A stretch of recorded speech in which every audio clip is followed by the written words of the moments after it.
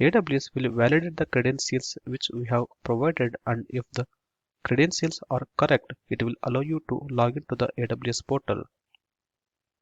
The default screen which you can see after the login is called as a AWS Management Console. From this AWS Management Console, we can access all the AWS services. Go to a Services tab to see the list of services which are offered by the Amazon over the cloud. For now, let's get started with the EC2 service as our first service learning in the AWS cloud, which is listed under the Compute section. Click on EC2. It will take you to the EC2 dashboard showing the list of resources created so far in this specific region. It says that the running instances are 0. This means that there are no instances are created so far in this specific region. As we discussed in the previous lectures, EC2 is just the virtual server created in any one of the available zone in the selected region. Hence, it is highly recommended to select the region before you go ahead and create a EC2 instance.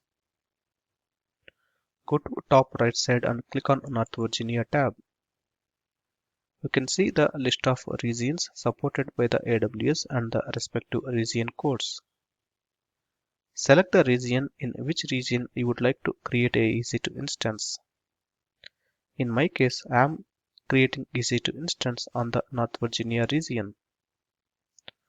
Once you have selected the region, scroll down and click on Launch Instance to create an instance on this specific region.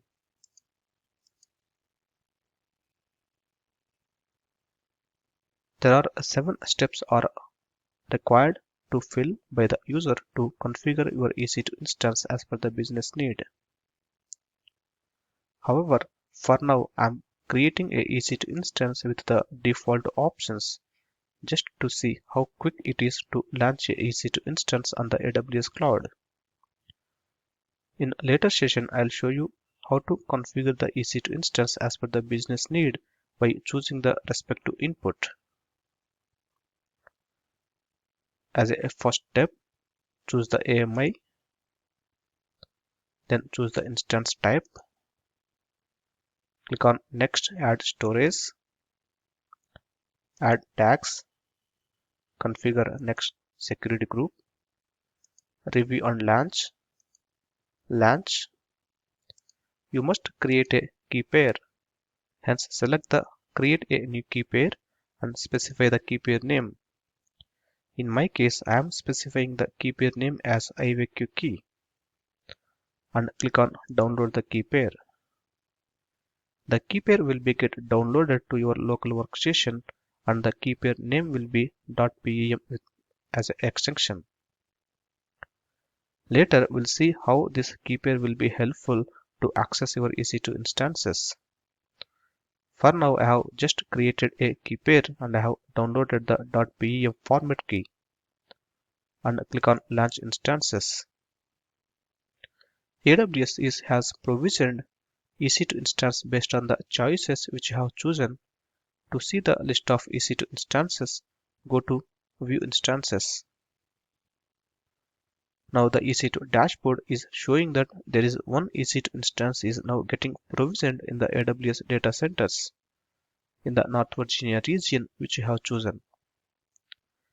Currently the instance state is in pending. This means that the AWS is still in the process of creating your virtual server on the respective one of the availability zone in the North Virginia region. Go ahead and refresh the screen. Now you can see that your EC2 instance is turned into a running state. This means that the provision is complete and this EC2 instance is now ready for access. The beauty of AWS is the public IP is automatically assigned for your EC2 instances and the IP address is exposed to the internet for access. If you want to log into this EC2 instance, copy this public IP and use any one of the client tools to access.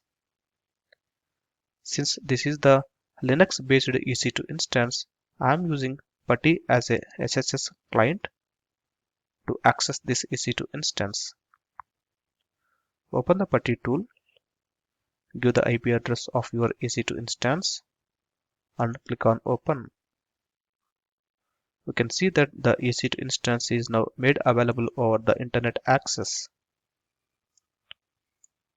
Then specify the username to access this machine. I am providing EC2-user as my default username to access this EC2 instance. However, the access is denied and it says that no supported authentication methods available. This means that the public IP is exposed to the internet, but only authorized persons should access this machine, not everyone. Hence, the key which was downloaded sometime back should be made available during the access time. Hence, the access will be granted. Hence, close this partition. Now I need to use the key which was downloaded sometime back in order to access this machine, just to prove that you are the owner of this EC2 instance and you are the right user. But the key which was downloaded, which is in .pem format, cannot be used directly to map with your SSH client tool such as PuTTY. You need to convert this key to the PuTTY compatibility and can use it. To convert the key, you need to use a tool called PuTTygen. Go to Google and type for PuTTY. Go to putty.org and search for PuTTygen. Scroll down. You can see that the puttygen.exe file is available for 64-bit machines. Click on it. Now the PuTTygen tool is downloaded to your workstation. Once the download is completed, click on the exe file. That will open the PuTTygen tool. Run it. Click on load. Now go to the download section and specify the key which was downloaded some time back. Now the key has successfully imported and the key has been converted into the PuTTY compatibility. You can see that the message here that you need to use the save private key command to save it in a PuTTY format. I am clicking on save private key and specify the destination and specify the key name as IVQ key and click on save. Then close the PuTTygen tool, open your PuTTY, specify the IP address, go to SSH, auth, browse and select the key. You can see that there are two keys with the same name, one is with .pem, one with .ppk. .pem is the default extension given for the keys which was downloaded from the AWS portal. .ppk is the key which is converted by the PuTTygen tool. If you are using SSH client as a PuTTY, make sure that you are using .ppk extension key to access your EC2 instances. Then click on open. Now specify the username as EC2-user. Now you can see that the authentication is successfully made with the key which was provided, and you can access your EC2 instances. Now this Linux machine will work as like any other Linux machine. You can deploy your applications and map this for your business use cases without you worrying about the underlayer hardware, how it is being managed without worrying about the hardware, how it is being managed in the data center by the service provider. You have taken a EC2 instance over the internet and now you can deploy your business use cases and use it.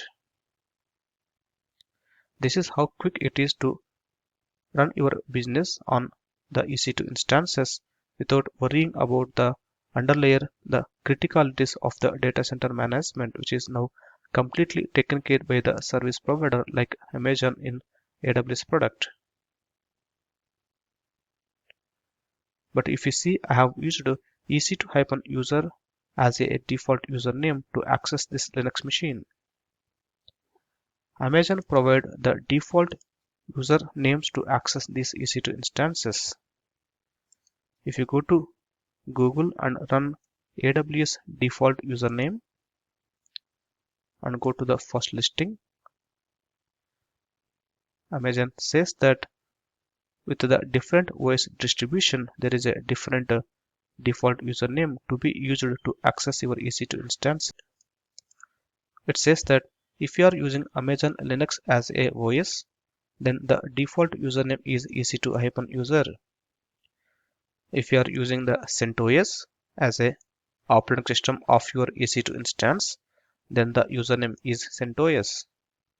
Like that, for various Linux distributions, there is a different default username which is mentioned in this particular chart.